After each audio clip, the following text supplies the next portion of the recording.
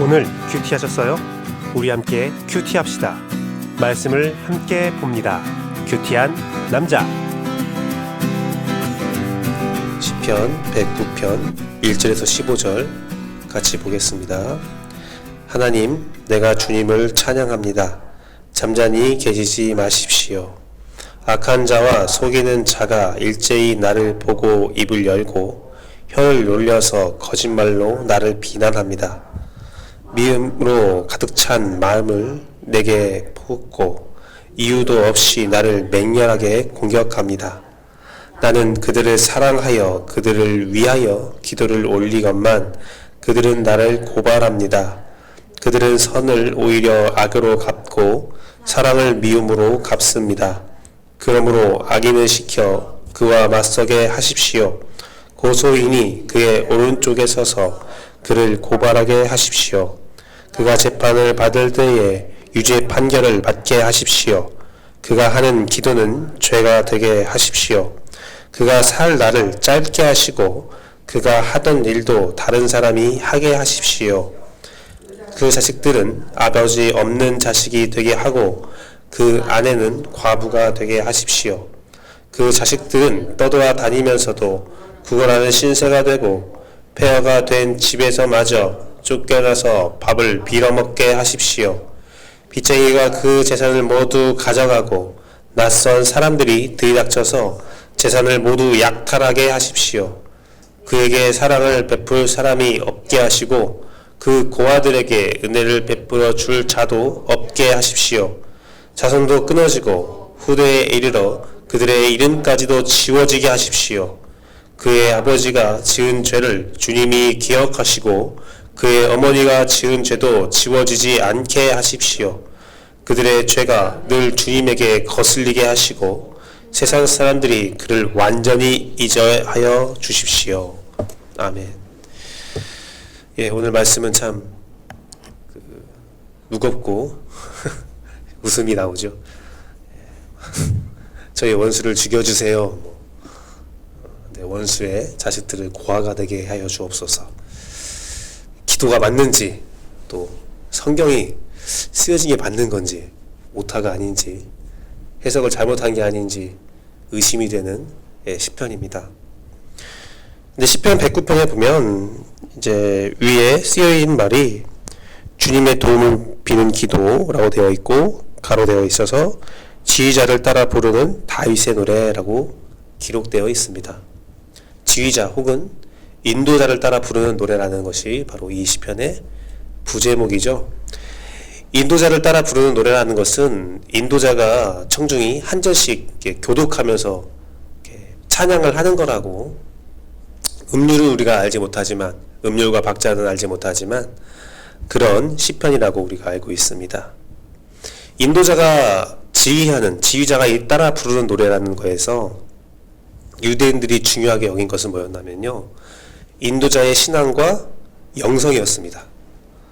인도자의 신앙과 영성이 회중에게 전달되어야 이 시편이 바르게 해석되고 바르게 받아들여질 수 있다라고 믿고 있었습니다.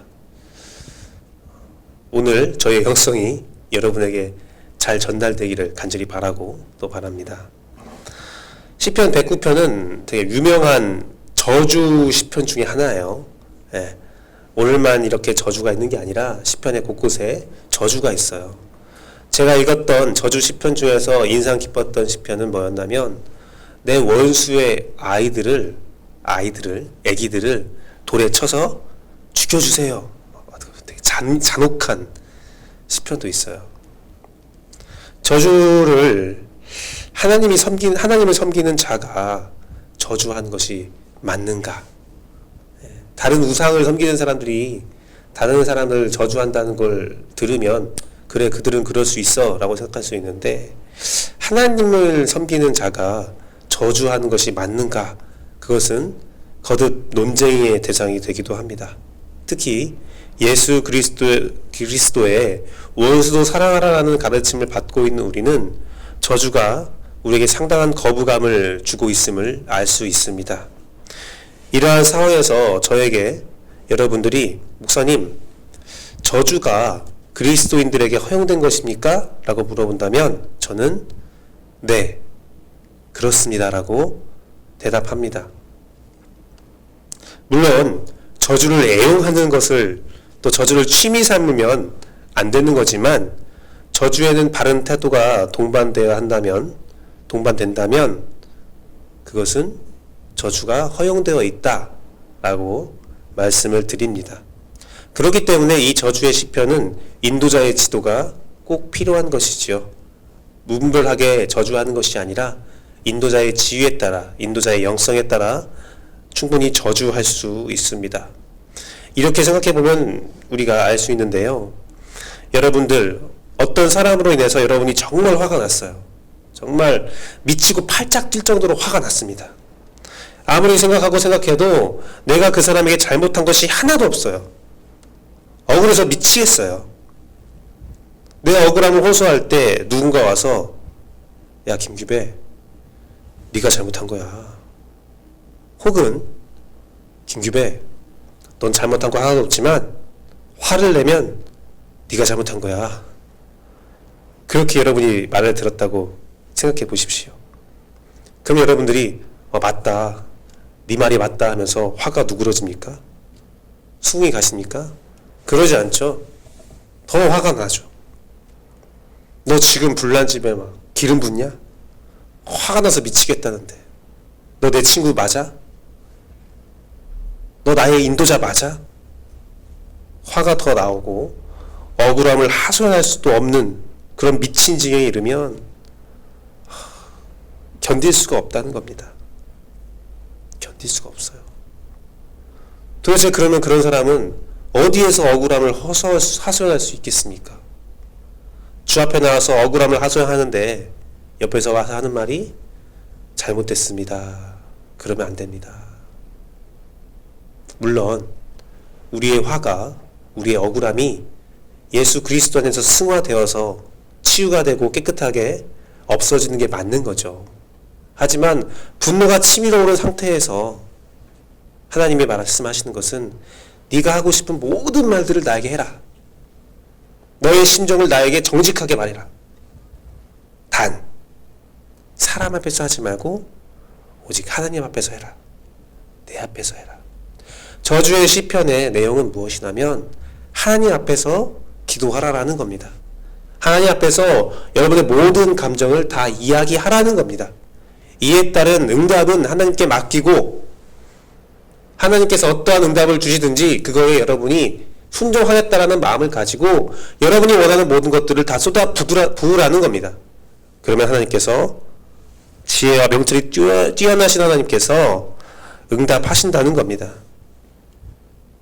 사실 방금 제가 말씀드렸던 그런 억울한 상황들은 오늘 시편 109편을 지은 다윗의 심정과 같은 마음입니다. 2절로 5절까지 보면 저자의 상황이 나오는데요. 그 내용을 말씀드리면 저자의 반대편에 있는 원수라고 표현을 할게요. 원수가, 악한 원수가 어떻게 원수가 되었는지는 잘 나와 있지 않지만 어떤 일로 그들이 싸우고 있는지 투쟁하는지는 나와 있지 않지만 거짓말로 나를 비방해요. 사실이 아닌 말로 다른 이에게 나를 비방하고 속이고 나의 명예를 더럽혔습니다. 자신의 이익을 위해서 온갖 거짓 정보를 가져가서 다른 사람과 나의 관계를 무너뜨립니다. 쉽게 말하면 뒤에서 나를 욕하고 저주하고 다니는 거죠. 안 좋은 소문을 냅니다. 그런데 그게 다 내 귀에 들어오는 거예요. 이러쿵저러쿵 말이 많습니다. 또한 그들이 나에게 와서 온갖 미움을 퍼붓습니다. 이유도 없이 공격합니다. 나는 선한 일을 하려고 했지만 오히려 그들을 사랑하려 했지만 하나님의 정의와 공의를 위해 일하면서 하나님의 사랑으로 그들을 위해서 중보하고 기도하고 일하였지만 오히려 나를 고발하고 나를 못살게 굽니다. 그들에게 선을 베풀고 선의를 베풀었지만 하나님의 진리를 전달했지만 그들은 나를 미워합니다. 마치 사단마귀의 세력 같죠. 사단마귀의 세력 같아요. 사단은 나를 고발하려 하고 하나님과 나의 사이를 멀게 하려 하고 사단은 나를 짓밟고 사단은 나를 와서 괴롭힙니다. 아마도 이 109편은 다윗이 사울에게 미움을 당했을 때, 또한 자신의 아들인 압살롬에게 미움당하고 반역을 당하여서 죽을 위기에 이르렀을 때에 그 심정이 오늘 시편의 심정이 아닐까라는 생각이 듭니다. 목숨을 걸고 이스라엘을 위해 싸웠지만 자기가 잘못한 건 하나도 없어요. 그냥 사람들이 사울은 천천히요, 다윗은 만만이라, 그 말에 질투하여서 사울은 다윗을 죽이려 합니다. 인간의 욕망에 사로잡혀서 다윗을 죽이려 합니다. 압살롬에게는, 형제를 죽인 압살롬에게 징계를 할 수밖에 없었어요. 그런데 그거에 양심을 품고 아들이 아비를 반역하여 죽이려 합니다. 이럴 때 어떻게 해야 합니까? 모든 호의에 악으로 갚는 이런 사악한 세상에, 사단의 계계에 어떻게 해야 합니까? 궁지에 몰린 다윗이 무엇을 말할 수가 있겠습니까? 여러분, 그 원수들은요, 나를 죽이려 하는 원수들은 어디에 서 있는 줄 아세요? 가만 보면요, 악을 행하는 자들은 악을 가지고 사람 앞에 서요. 사람 앞에서 나를 저주하고 내 앞에 서서 나를 힘들게 합니다. 그렇다면 우리는 그들이 사람 앞에 서서 사람의 일을 할 때 우리는 어떻게 해야 합니까? 저주할 수 있습니다. 미워할 수 있습니다. 그런 이야기를 할 수 있어요. 그 악한 심정들을, 억울한 심정들을, 슬픈 심정들을 가득 안고 우리도 그런 악한 마음들을 쏟아낼 수 있어야 됩니다. 하지만 그것을 사람 앞에서 하지 마세요. 하나님 앞에서 해야 됩니다. 우리가 똑같게 사람 앞에서 그런 저주를 하면 똑같은 사람 되는 거예요. 하나님은 허용하되 하나님 앞에서 하라는 거예요. 오늘의 핵심 구절은 4절입니다. 6절부터 15절까지 깊이 묵상하면 마음이 후련해지는데요. 가장 중요한 것은 4절이에요. 4절. 4절 말씀을 제가 개역개정 말씀으로 읽어드리겠습니다. 나는 사랑하나 그들은 도리어 나를 대적하니 나는 기도할 뿐이라. 이 본문을 가지고 나의 기도를 가지고 나를 고발한다, 나의 기도를 가지고 그들이 저주한다라고 해석한 세번역 성경도 있고 유진 피터슨 메시지도 있는데, 개역개정 말씀은 이거죠. 나는 사랑하나 그들은 나를 도리어 대적하니 나는 기도할 뿐이다. 나는 기도할 뿐이다. 끊임없이 나를 저주하고 끊임없이 나를 괴롭히고 나의 원수들이 나의 심정을 찢어놓는다 할지라도 나는 사람 앞에 서지 않겠다. 나는 하나님 앞에 서겠다. 그러할 때에, 그러한 여러분의 삶에 중심이 잡혀졌을 때에 하나님은 여러분 입술에서 저주를 허용하는 거예요. 네가 사람 앞에서 할 수 없는 이야기를 내 앞에서 해라. 사람들이 받아들일 수 없는 이야기를 내 앞에서 다 말해라. 속 후련하게, 시원하게 너의 심정을 다 이야기해라. 네가 기도를 통하여 내 앞에서 어떠한 말을 다 해도 지금 네가 이 기도밖에 할 수 없는 심정을 내가 아니, 내가 너의 기도를 받아주겠다.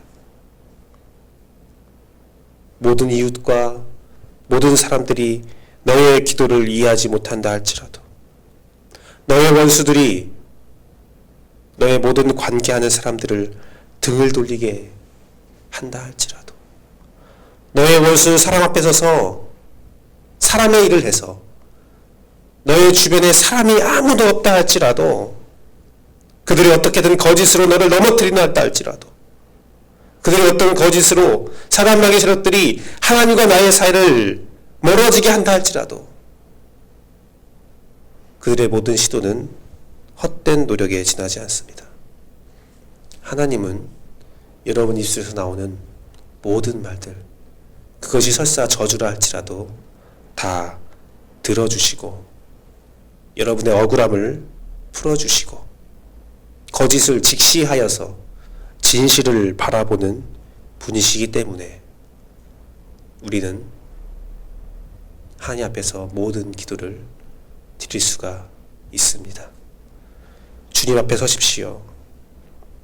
우리는 기도할 수밖에 없습니다. 기도로 여러분의 억울함을 호소하시고 절대 악을 품고 사람 앞에는 서지 마십시오. 오직 하나님 앞에서는 여러분의 삶을 축복하고 응원합니다. 기도하겠습니다.